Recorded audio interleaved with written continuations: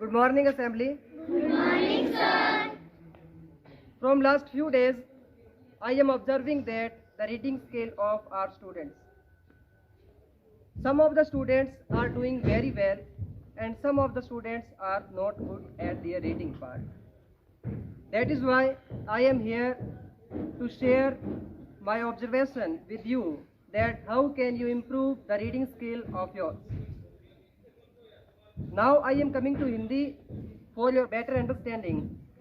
Firstly, कि हम reading क्यों करते हैं और हम जिस तरीके से रीडिंग कर रहे हैं क्या वो सही पैटर्न है या फिर नहीं।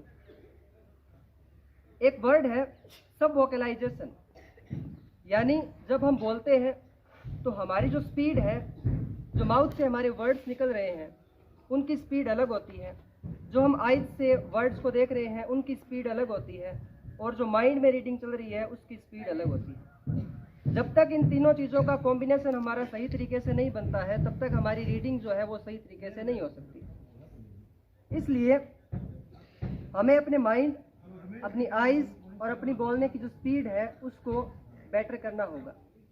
अब क्या होता है कि जब भी हमारे सामने कोई पैसेज, कोई पैराग्राफ आता है तो हमारा माइंड और हमारी आइज तो उसको सही तरीके से देख पाती है, लेकिन हम जो बोलते हैं वो कैसा होता है कि जब हम नर्सरी, यूकेजी और एलकेजी इन क्लासेस के अंदर होते हैं तब हमें जो मेथड सिखाई जाती है वो होती है रिपीट आफ्टर मी, यानी जो टीचर बोलता रहता है और उसके पीछे पीछे जो बच्चे हैं वो बोलते हैं, और उनकी जो स्पीड है वो उसी हिसाब से होती है क्योंकि उनका लेवल जो होता है वो उतना ही होता है। लेकिन हम क्या करते हैं, हमेशा ही वही पैटर्न लेकर के चलते रहते हैं। हम फर्स्ट क्लास में हो जाते हैं, सेकंड में हो जाते हैं, थर्ड में हो जाते हैं और इवन 8 तक चलते रहते हैं, लेकिन हमारा जो पैटर्न है बोलने का वो वही रहता है। संडे को हम संडे ही बोलते रहते हैं, मंडे ही बोलते रहते हैं, इसलिए हमारी रीडिंग जो है वो इतनी फास्ट नहीं हो पाती। अब क्या है कि सबसे पहले आपको अगर इसको इम्प्रूव करना है तो आपको देखना होगा कि आपकी जो रीडिंग स्पीड है वो कितनी है, यानी पर मिनट आप कितने वर्ड्स बोल पाते हैं। इसके लिए क्या है कि अगर आपके पास में कोई पैराग्राफ दिया हुआ है, आप उसकी फर्स्ट 4 या 5 लाइन्स ले लीजिए और उन सब के अंदर वर्ड्स काउंट करिए। पहले मान लीजिए कि कोई पैराग्राफ है, उसकी 4 लाइन्स आप ले लीजिए और उसके अंदर जितने भी वर्ड्स हैं उनको काउंट करिए।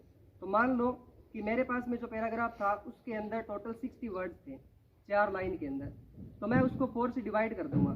60 वर्ड को जब मैं 4 से डिवाइड करूंगा तो आंसर आएगा 15, यानी एक लाइन के अंदर 15 वर्ड्स हैं। अब मैं टाइमर स्टार्ट करूंगा स्टॉप वॉच के अंदर और 1 मिनट के अंदर देखूंगा कि मैं कितनी लाइन्स पढ़ सकता हूं।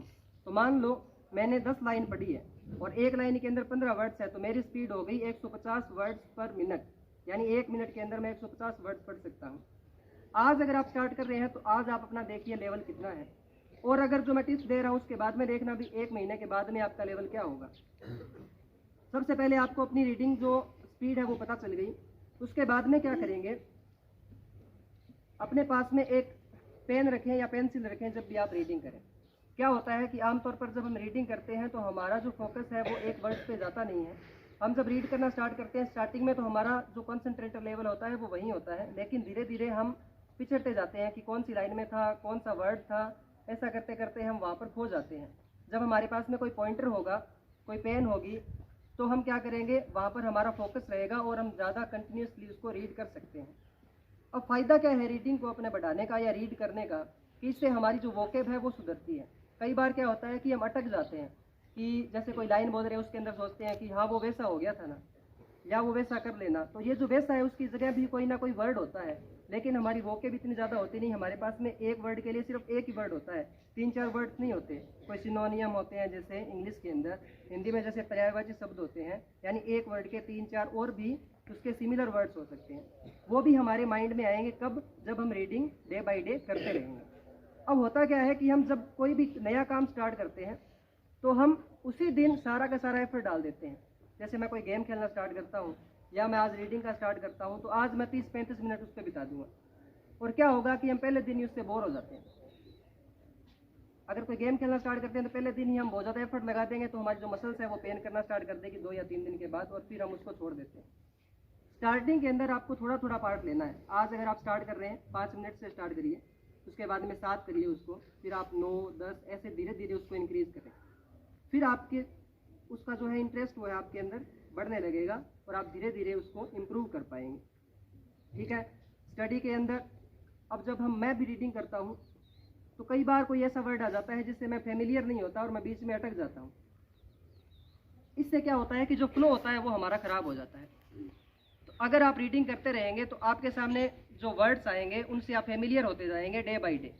और जब आप वर्ड से फेमिलियर होंगे तो आपको उस वर्ड्स को पूरा पढ़ना नहीं पड़ता। जैसे अगर आप एप्पल रीड करते हैं तो आप क्या वर्ड को पढ़ते हैं ऐसे APPLE।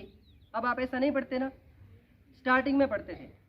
अब क्या है कि आप ए देखते हो और उसके बाद में आगे वाले जो वर्ड्स हैं वो अपने आप ही माइंड में आ जाते हैं और हमारा जो एप्पल है वो अपने आप बन जाता है। ऐसे ही जब हम डे बाय डे रीडिंग करते रहेंगे तो उन वर्ड से हम फेमिलियर हो जाएंगे और जो हमारी स्पीड है वो बहुत ज़्यादा इंक्रीज हो जाएंगी।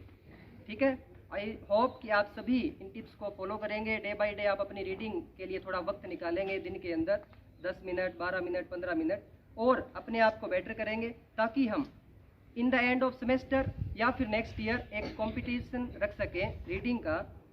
ठीक है, उसके अंदर हम टाइम सेट कर लेंगे और उसके बाद में हम देखेंगे कि कौन सा बच्चा जो है वो हमारा सबसे अच्छे तरीके से रीड कर सकता है और उस कंपटीशन को जीतता है। Okay, thank you.